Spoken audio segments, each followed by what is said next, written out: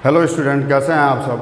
मैं अजीत सर आप लोगों को क्लास 9th का एक्सरसाइज 1B जो RS अग्रवाल और NCERT दोनों से रिलेटेड है उसका क्वेश्चन वगैरह बताने जा रहा हूँ। उसके पहले कुछ डाउट हैं जो बताने ज़रूरी हैं, जैसे decimals representation of rational number. तो डेसिमल्स भी दो तरह के होते हैं, एक होते हैं टर्मिनेटिंग डेसिमल और एक होता है नॉन टर्मिनेटिंग डेसिमल। तो सबसे पहले हम टर्मिनेटिंग और नॉन टर्मिनेटिंग डेसिमल को समझेंगे, उसके बाद रेशनल नंबर से रिलेटेड कुछ क्वेश्चंस को सॉल्व करेंगे जो एक्सरसाइज 1B से रिलेटेड होगा। तो अगर आप चैनल में नए हैं तो प्लीज़ सब्सक्राइब कर दें, और एक्सरसाइज 1A हमने कंप्लीट करा दिया है, तो आप इसके जस्ट प्रीवियस जो वीडियोज़ हैं उनको आप देख के उसको कवर कर सकते हैं। तो चलिए आज समझाने चल रहे हैं कि डेसिमल्स भी दो तरह का होता है, एक होता है टर्मिनेटिंग डेसिमल और एक होता है नॉन टर्मिनेटिंग।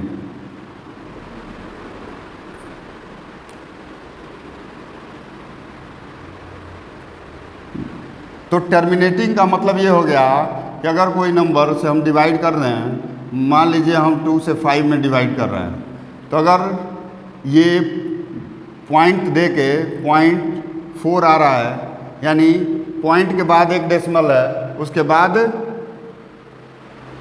पूरी तरह से डिवाइड हो जा रहा है। तो इस तरह के डेसिमल्स जो किसी भी नंबर जो पूरी तरह से डिवाइड हो जाए, ये अलग बात है कि डेसिमल एक्सपेंशन कुछ आगे तक जा सकता है। तो इस तरह के डेसिमल्स को टर्मिनेटिंग डेसिमल कहते हैं। जैसे फर्स्ट एग्जांपल हमने ये दिया हुआ है यानी ये वो नंबर होते हैं जो डेसिमल में तो जाएंगे लेकिन रिमाइंडर कहीं ना कहीं जाके 0 हो जाएगा। जैसे एक और क्वेश्चन देखते हैं, 23/4। अगर इसको हम डिवाइड करते हैं 4 से 23 में, तो 4 5 जा 20 हो जाएगा, 3 बचेगा, 0 होगा, पॉइंट लगाएंगे तो 0 बढ़ेगा। अब इस 30 यानी 4 से 7 बार में कटेगा, 28 आएगा, ये 2 बचेगा। फिर पॉइंट डेसिमल पॉइंट के लिए हम 1 0 बढ़ा सकते हैं। तो हम जब इसको डिवाइड करेंगे तो ये 20 से 20 कट जाएगा, यानी हमारे पास रिमाइंडर क्या आना चाहिए, रिमाइंडर 0 आना चाहिए। रिमाइंडर 0 आएगा और पॉइंट के बाद जो डेसिमल एक्सपेंशन है कहीं ना कहीं जाके ब्रेक हो जाएगा, रुक जाएगा। अगर इस तरह का डेसिमल एक्सपेंशन है तो उसको हम टर्मिनेटिंग डेसिमल एक्सपेंशन कहते हैं। इसी तरह नॉन टर्मिनेटिंग डेसिमल को हम एक एग्जांपल के थ्रू समझेंगे।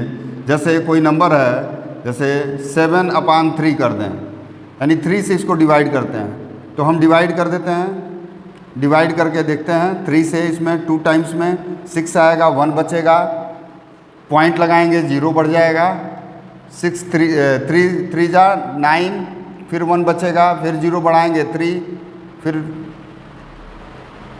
9 होगा, फिर 1 बचेगा, फिर 0 बढ़ाएंगे। ऐसे हम इसका जो वैल्यू आएगा वो 2.3333 ऐसे होता जाएगा और हमेशा रिमाइंडर हमें 1 मिलता रहेगा, यानी एक ही रिमाइंडर बार बार मिलता जा रहा है। तो कोई ज़रूरी नहीं है कि रिमाइंडर एक ही मिले, लेकिन अगर पॉइंट के बाद हम इन्फिनिटी तक जा रहे हैं, कोई ना कोई रिमाइंडर बच रहा है और डेसिमल एक्सपेंशन में बढ़ते जा रहे हैं इन्फिनिटी तक, तो इस तरह के जो डेसिमल एक्सपेंशन होते हैं वो नॉन टर्मिनेटिंग डेसिमल एक्सपेंशन होता है। इसको हिंदी में शांत दशमलव कहते हैं, शांत दशमलव, और इसको हिंदी में अशांत दशमलव कहते हैं, अशांत दशमलव। यानी कुल मिला के दशमलव का वो एक्सपेंशन जिसमें कहीं ना कहीं जाके डेसिमल का साइन कहीं ना कहीं पूरी तरह से कट जाए और डेसिमल का एक मतलब इन्फिनिटी तक न जाए डेसिमल एक्सपेंशन, तो वो है शांत दशमलव।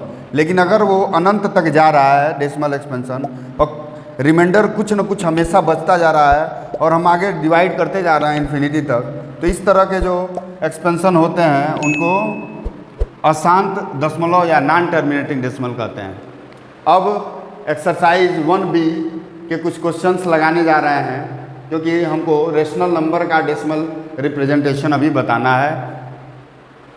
इर्रेशनल नंबर का अगले चैप्टर में होगा।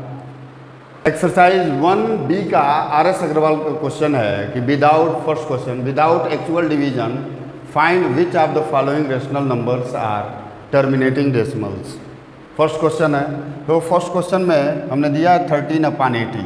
हमको एक्चुअल डिवीजन के विदाउट बताना है कि ये टर्मिनेटिंग डेसिमल है कि नहीं है। यानी अभी जो हम बता रहे थे टर्मिनेटिंग नॉट टर्मिनेटिंग डेसिमल्स, तब हमने डिवीजन के द्वारा बताया आपको, लेकिन इसमें विदाउट एक्चुअल डिवीजन कह रहा है। तो सबसे पहले हम डिनोमिनेटर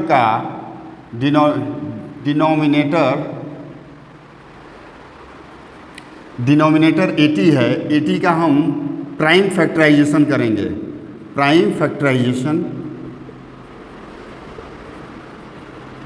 और उसके बाद अगर ये 2 या 5 के मल्टीपल में होगा तब तो ये टर्मिनेटिंग डेसिमल होगा। लेकिन अगर 2 और 5 के साथ कोई और नंबर भी हो या इन दोनों में से कोई एक भी रहेगा तब भी वो टर्मिनेटिंग होगा। लेकिन इनमें से अगर कोई नहीं होगा या कोई अन्य भी इसमें शामिल होगा, जैसे मान लीजिए 3 हो गया, 7 हो गया, इस तरह के नंबर 6 हो गए, इस तरह के नंबर अगर शामिल हो जा रहे हैं तब तो वो नॉन टर्मिनेटिंग डेसिमल होगा। जैसे इसका हम प्राइम फैक्टराइजेशन करते हैं तो 80 का करेंगे तो 2 से करेंगे तो 40 आ जाएगा, फिर 2 से करेंगे तो ये 20 आ जाएगा, फिर 2 से करेंगे तो 10 आ जाएगा, फिर 2 से करेंगे तो 5 आ जाएगा, 5 से करेंगे तो ये 1 आ जाएगा। यानी ये जो वैल्यू है 13/80, इसको हम लिख सकते हैं 13/2 के पावर 4 इंटू 5। यानी ये क्या है, 2 के power, this is in term of 2 के पावर m, 5 के पावर n। सो चूँकि ये 2 और 5 के पावर कुछ न कुछ पावर के रूप में है, इसलिए और केवल 2 और 5 ही नंबर हैं और कोई नंबर नहीं है, इसलिए ये टर्मिनेटिंग डेसिमल होगा। टर्मिनेटिंग डेसिमल यानी हमने एक्चुअल डिवीज़न नहीं किया और हम बता दिए। अब इसको हम एक वे से समझाना चाहेंगे कि 13 ये कैसे हुआ है। 2 के पावर 4 है इंटू 5 है, तो अगर 2 के पावर 4 है तो हमको 5 के पावर भी 4 लाना पड़ेगा। तो इसके लिए हमें 5 का क्यूब ऊपर और नीचे से मल्टीप्लाई करना होगा। अगर हम मल्टीप्लाई करेंगे तो ये 125 का मल्टीप्लाई 13 में हो जाएगा। 125, 5 3 जा 125, और ये हो जाएगा 2 के पावर 4, 5 के पावर 4। तो 2 के पावर 4, 5 के पावर 4 हो गया 10 के पावर 4, 10 के पावर 4 हो जाएगा। तो 10 के पावर 4 का मतलब ये हो गया कि 13 5 जा 65, 13 2 जा 26 प्लस 6 32, और 13 1 जा 13 और प्लस 3, 13 प्लस 3 16 अपान 10 के पावर 4। यानी 10 के पावर 4 ये बता रहा है कि डेसिमल एक्सपेंशन कहाँ तक जाएगा, पॉइंट में आएगा 0.1625। ये जो एक्चुअल वैल्यू है ये है हमारा टर्मिनेटिंग डेसिमल। यानी जब भी 2 और 5 के मल्टीपल के रूप में के पावर के रूप में होगा डिनोमिनेटर, तो हमेशा हमें टर्मिनेटिंग डेसिमल मिलेगा। टर्मिनेटिंग डेसिमल हमको मिलेगा। डिवीज़न से भी पता चल जाएगा। अगर हम डिवाइड करें 13 का 80 में तो पॉइंट लगाएंगे, 0 बढ़ेगा, 1 टाइम्स जाएगा 80 से 50 बचेगा, 0 बढ़ा देंगे, 6 बार में जाएगा 480, तो ये 20 बचेगा, 0 बढ़ा देंगे, फिर 2 बार में 160 होगा, फिर इसको डिवाइड करेंगे तो ये आ जाएगा 44, एक 0 बढ़ा के हम 5 टाइम्स में इसको 400 से डिवाइड कर देंगे, तो ये आपका आ गया। ये वैल्यू हमको फाइंड हो गई। लेकिन ये एक्चुअल डिवीज़न मेथड है, लेकिन हमको विदाउट एक्चुअल डिवीज़न मेथड से इसको बताना था। तो हमको प्राइम फैक्टराइजेशन करना होगा डिनोमिनेटर का। उसके बाद देखा जाएगा कि वो 2 और 5 के पावर में अगर नंबर है और इसको छोड़ के अन्य कोई नंबर के पावर में नहीं है डिनोमिनेटर, तभी ये टर्मिनेटिंग डेसिमल होगा, नहीं तो ये नॉन टर्मिनेटिंग डेसिमल होगा। इसी तरह ये 4 क्वेश्चन हैं जिसमें 7/24 है, तो इसको हम सबसे पहले डिनोमिनेटर को प्राइम फैक्टराइजेशन करेंगे तो ये आ जाएगा 2 के पावर क्यूब इंटू 3। अब चूंकि ये 2 के पावर में है वो तो ठीक है, लेकिन ये 3 भी इसमें है मल्टीप्लिकेशन में, तो मल्टीप्लिकेशन में अगर 3 है तो ये it is not in form of 2 के पावर m 5 के power n, so it is not terminating. बहुत इजी है टर्मिनेटिंग डेसिमल, क्योंकि ये 2 के पावर में तो है, केवल 2 के पावर में होता और ये 3 नहीं होता तब भी ये टर्मिनेटिंग होता, लेकिन ये 2 के पावर 3 है इंटू 3 है, तो 3 की वजह से ये नॉन टर्मिनेटिंग होगा या ये टर्मिनेटिंग डेसिमल नहीं होगा। सेम ये भी ऐसे ही करेंगे, 5/, ये हो जाएगा 2 के पावर 2 इंटू 3, इसमें भी 3 आ गया, तो ये भी सेम यही स्टेटमेंट लिखा जाएगा कि चूंकि ये 2 के पावर m 5 के पावर n के पावर में नहीं है, इसलिए ये नॉन टर्मिनेटिंग डेसिमल है। इसी तरह इसका है 3, 7, 5 का प्राइम फैक्टराइजेशन हम करते हैं तो ये 3 से डिविजिबल है, 5, 25, 5 और 1, यानी ये हो जाएगा 31/3 इंटू 5 के पावर क्यूब। अब इसमें भी यही है, 5 के पावर क्यूब के रूप में केवल रहता तब तो ये टर्मिनेटिंग डेसिमल होता, लेकिन ये 3 के वजह से ये नॉन टर्मिनेटिंग होगा। तो सेम यही स्टेटमेंट यहाँ भी लिखा जाएगा, it is not in form of 2 के पावर m 5 के power n, so it is not terminating decimal. अब ये लास्ट वाला देखते हैं, 16/5 के पावर क्यूब होगा, 5 के पावर क्यूब है तो ये it is in form of 2 के पावर m 5 के पावर n। चूँकि 2 के पावर m का मतलब है कि 2 के पावर m 0 भी हो सकता है, m की वैल्यू 0 भी हो सकती है, 5 की वैल्यू कुछ 0 हो सकती है, या दोनों में से दोनों वैल्यू भी आ सकता है यहाँ पे। यानी अगर 5 के पावर केवल 5 के पावर आए तब भी ये इस फॉर्म में होगा, और केवल 2 के फॉर्म में होगा तब भी ये होगा, और दोनों के फॉर्म में होगा तब भी ये होगा। यानी ये अगर 5 या 2 दोनों के पावर में अगर नंबर हैं तो वो टर्मिनेटिंग डेसिमल होगा। So it is terminating decimal. ये टर्मिनेटिंग डेसिमल देगा,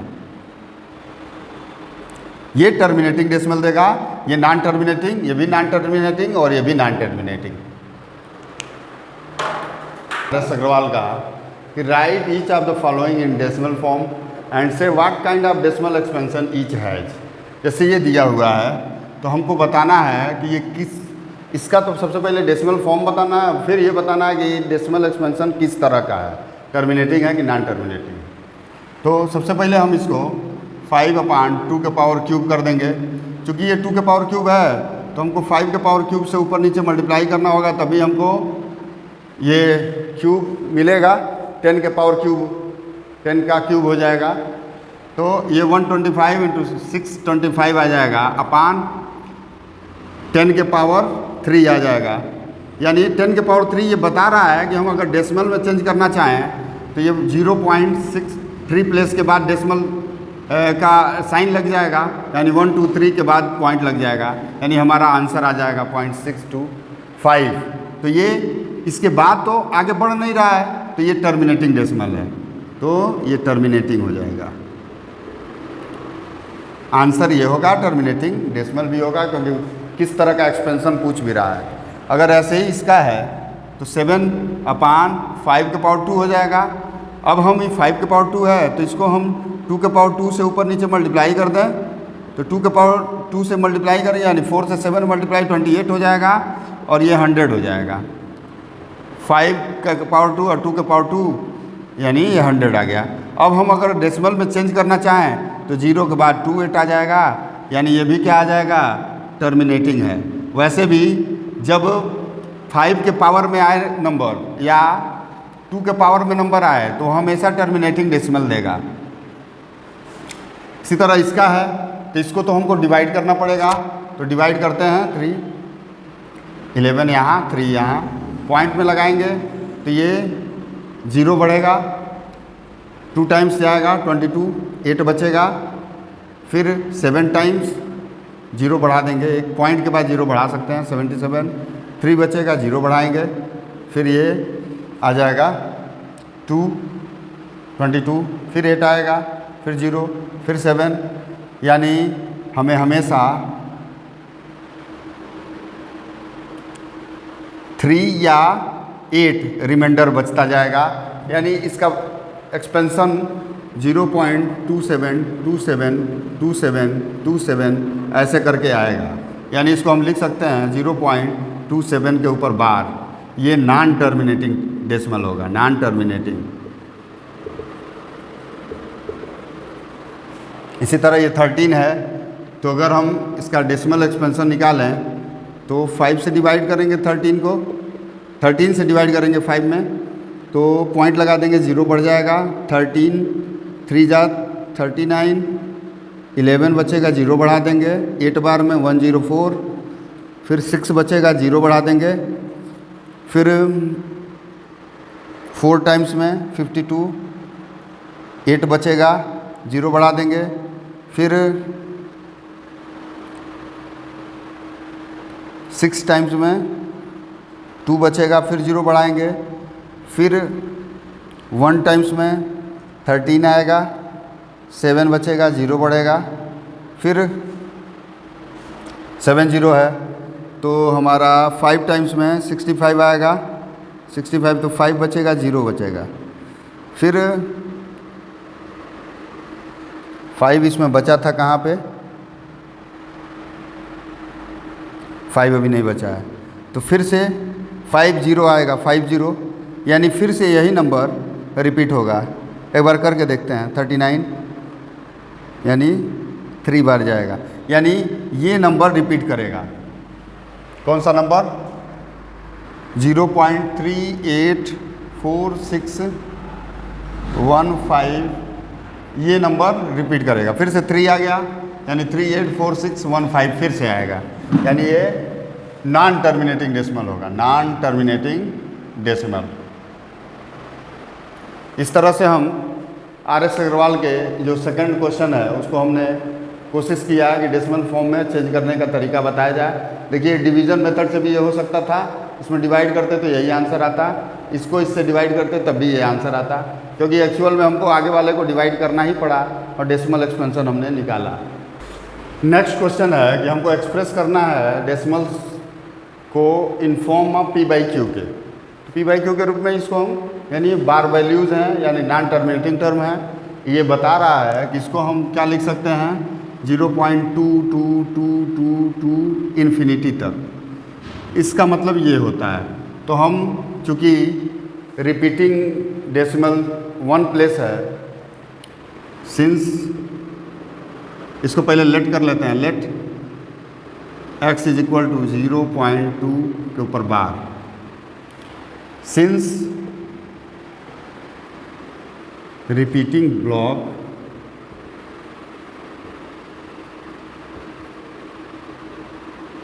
इज 1 डिजिट, चूँकि रिपीटिंग जो ब्लॉक है यानी 2 केवल 2 ही रिपीट कर रहा है, यानी एक नंबर डिजिट, एक डिजिट रिपीटिंग डिजिट लिखा जाए, ब्लॉक नहीं digit, is 1, so we multiply. अगर एक डिजिट रिपीट कर रहा है तो हमको 10 से, अगर 2 डिजिट रिपीट कर रहा है तो 100 से, अगर 3 डिजिट रिपीट करता है तो 1000 से, अगर 4 डिजिट करता है तो 10,000 से, इस तरह से हम मल्टीप्लाई करेंगे। So since repeating digit is 1, so we multiply both side by ये लाइन आपको लिखनी पड़ेगी, since repeating digit is 1, so we multiply both side by 10, यानी हमको 10 से मल्टीप्लाई करना पड़ेगा, तो 10x हो जाएगा और ये हो जाएगा 2.2 के ऊपर बार। ये फर्स्ट इक्वेशन हो गया, ये सेकंड इक्वेशन हो गया।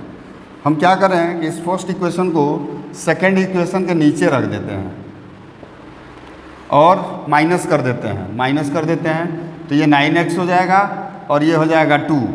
तो x की वैल्यू आ जाएगी 2 और 9 से डिवाइड कर देंगे तो 2/9, यानी हमको जो ये वैल्यू मिलेगी p/q के रूप में वो मिल जाएगी 2/9, 2.93 के पावर बार 9393, यानी लेट कर लेंगे, लेट नंबर बी x, तो x इज इक्वल टू हो जाएगा 2.93 के ऊपर बार। हम मान ले रहे हैं कि x वो वैल्यू है p/q के रूप में जो है, तो ये हो गया। तो ये फर्स्ट इक्वेशन हो जाएगा। अब चूंकि 2 नंबर पे बार दिया हुआ है तो हमको सिंस repeating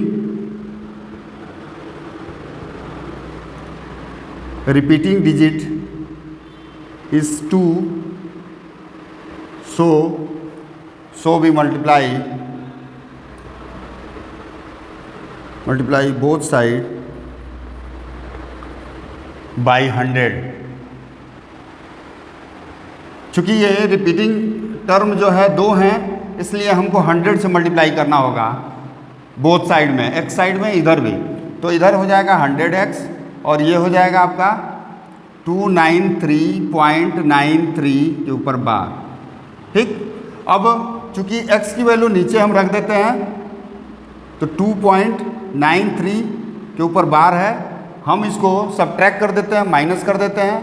ये सेकंड इक्वेशन था, फर्स्ट इक्वेशन है, सबट्रैक्ट कर देते हैं माइनस, तो 99x हो जाएगा और इधर हो जाएगा 291 और ये कट जाएगा तो 291 हो गया,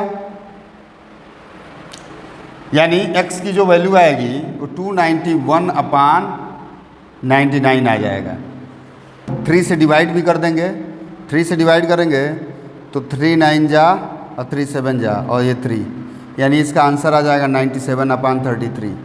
ये आंसर आ जाएगा। सिंपलेस्ट फॉर्म में चेंज लेंगे, लेट द नंबर बी, इसको p/q के फॉर्म में लिखना है। अभी थर्ड वाला क्वेश्चन ही चल रहा है। Let the number be x, तो x इज इक्वल टू हो जाएगा 0.235 के ऊपर बार। अब चूंकि 3 नंबर रिपीट कर रहे हैं तो 3 नंबर के लिए we multiply both side by 1000, क्योंकि रिपीटिंग टर्म कितने हैं, 3 हैं, तो इसलिए हमको 1000 से मल्टीप्लाई करना पड़ेगा। तो 1000x इज इक्वल टू हो जाएगा, ये फर्स्ट इक्वेशन मान लेते हैं, ये हो जाएगा 235.235 के ऊपर बार। अब इस फर्स्ट इक्वेशन को हम इसके जस्ट नीचे लिख देते हैं और माइनस कर देते हैं, सबट्रैक्ट कर देते हैं, तो ये 999x हो जाएगा और ये कट जाएगा तो ये आ जाएगा 235, तो x की वैल्यू आ जाएगी 235/999। ये वैल्यू फाइंड होगी हमको p/q के रूप में। इसको लेट कर लेंगे, let the number be x, तो x इज इक्वल टू हो जाएगा 1.323 के ऊपर बार, 23 के ऊपर बार है। अब चूंकि 2 नंबर रिपीट कर रहे हैं तो रिपीटिंग टर्म कितने हैं, 2 digit. Since repeating block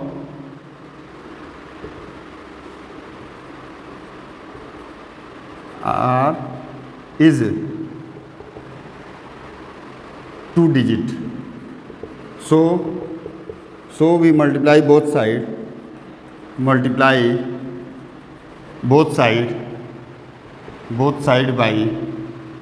by 100 से मल्टीप्लाई कर देंगे तो 100x हो जाएगा और ये आ जाएगा 100 से मल्टीप्लाई करने पे 1.32.323 और इसके ऊपर बार, ऐसे हो जाएगा। अब इसको हम नीचे रखते हैं x, तो यहाँ हो जाएगा 1.323 माइनस कर देते हैं, तो ये माइनस होके हो जाएगा 131 पॉइंट और 32, ये तो कट जाएगा पूरा, तो यही बस बचेगा और इधर बढ़ जाएगा 99x।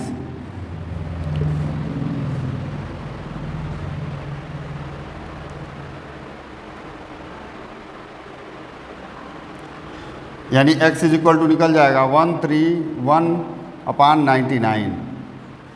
Late the number be x, और x इज इक्वल टू हो जाएगा 0.4077 के ऊपर बार। ये फर्स्ट इक्वेशन हो जाएगा, चूँकि 1 डिजिट बार पे है इसलिए हमको 10 से मल्टीप्लाई करना होगा। वी मल्टीप्लाई बोथ साइड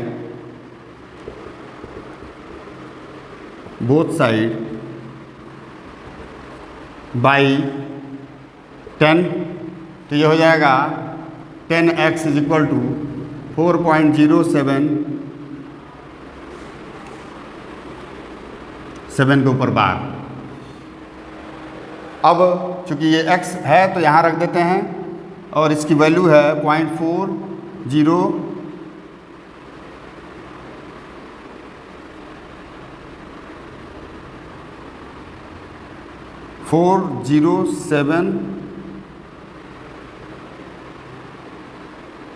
777 ऐसे करके है।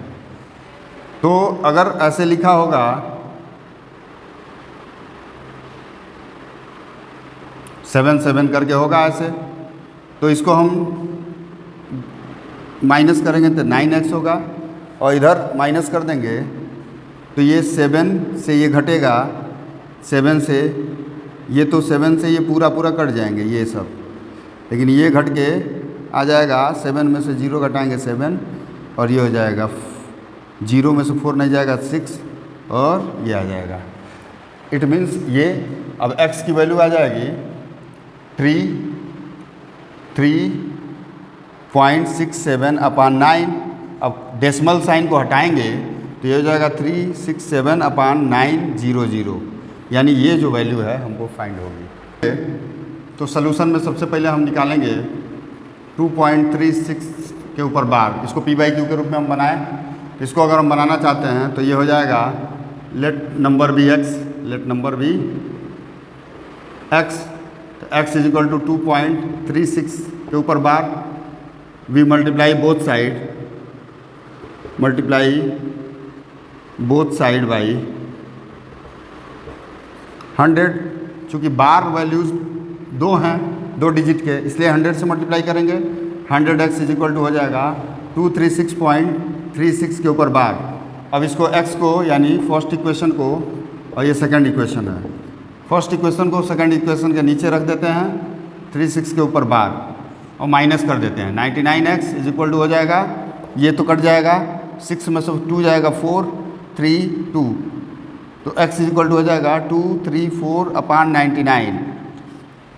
ऐसे ही इसको करेंगे तो ये आ जाएगा, इसमें x1 की वैल्यू आ जाएगी 23/99। अब दोनों को जोड़ दें तो 2.36 के ऊपर बार प्लस 0.23 के ऊपर बार इज इक्वल टू हो जाएगा 234/99 प्लस 23/99।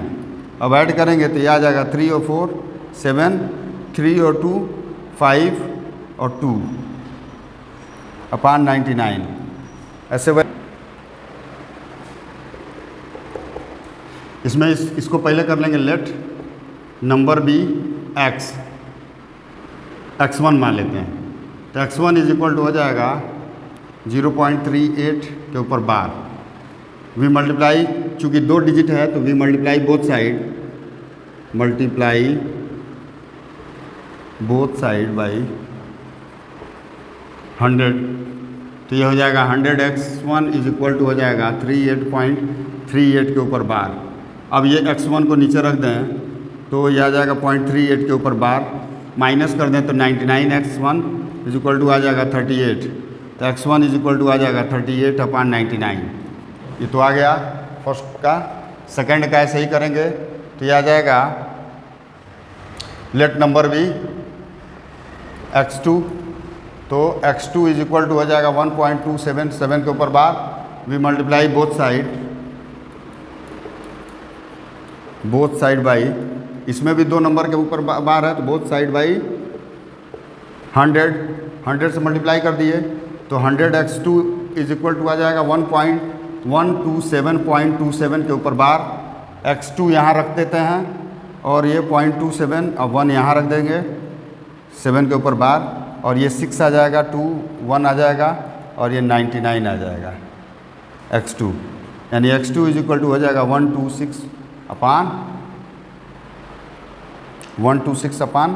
99।